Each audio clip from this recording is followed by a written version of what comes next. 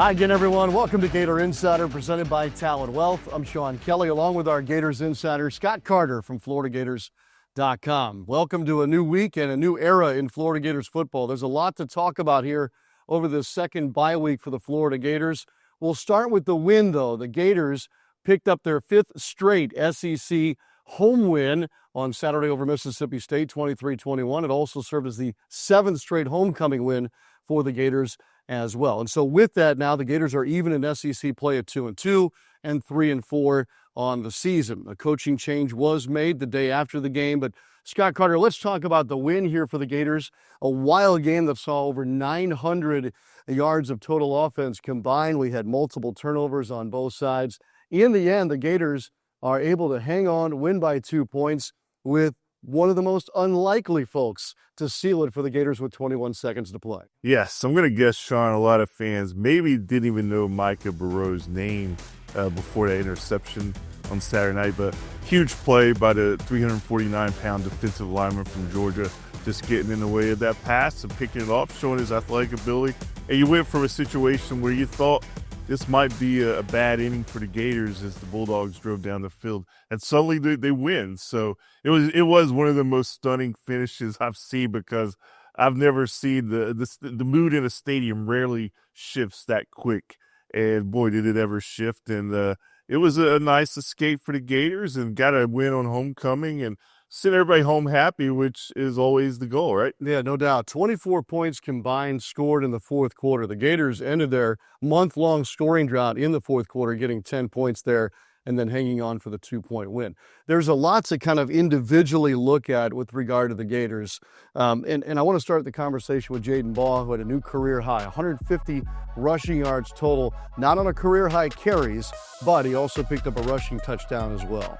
Jaden Baugh had an excellent game. I mean, he was a force when the Gators were still trying to figure out what they were going to be able to do offensively against Mississippi State. And he's been the guy in the backfield all year, Sean, but that was his kind of signature game so far, career high in yardage. Of course, he had a long touchdown run that was called back. Unfortunately, the Gators have seen that happen this year several times.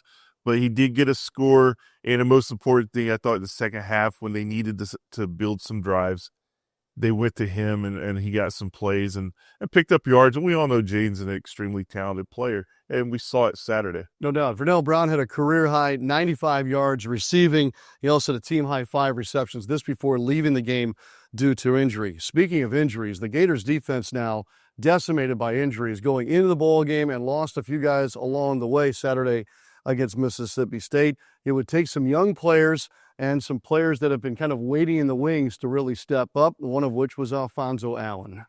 Alphonso Allen, this is a guy who hadn't played a snap all year, Sean. And, of course, before the game, Jordan Castell was ruled out. And then, within the first drive, you had Devin Moore and Sharif Denson go out. So suddenly they're in emergency mode, and Alphonso Allen gets called in. This is a guy who actually played at Baylor, was teammates with Baylor quarterback Blake Shapen for a couple of years, but we haven't seen him at Florida.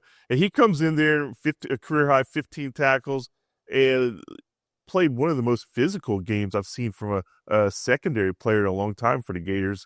And I just thought, what an opportune moment in time for him. Yeah, he made his first career start, as Scott mentioned. So did Jamrock Grimsley at the cornerback position. It was kind of sad to see Jordan Castell's consecutive games started streak snapped. It ends at 30 as he was unable to go on Saturday. All right, I'll get to special teams when we get to our special teams play of the week. Offensively, what did you choose as your play of the week this time around?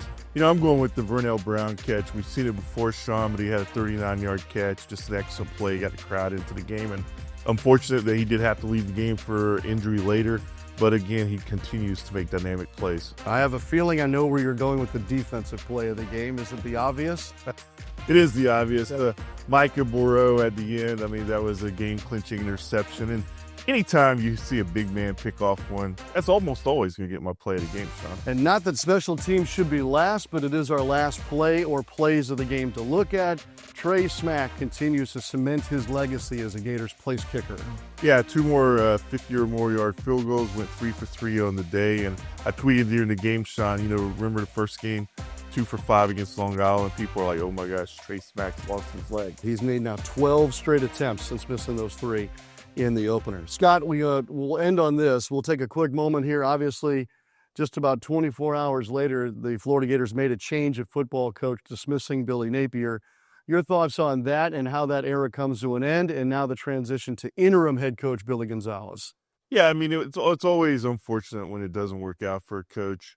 Billy Napier came here. I think he did a lot of good for this program in terms of building culture, ushering the football team into the new era, the Bill Hebner football training complex.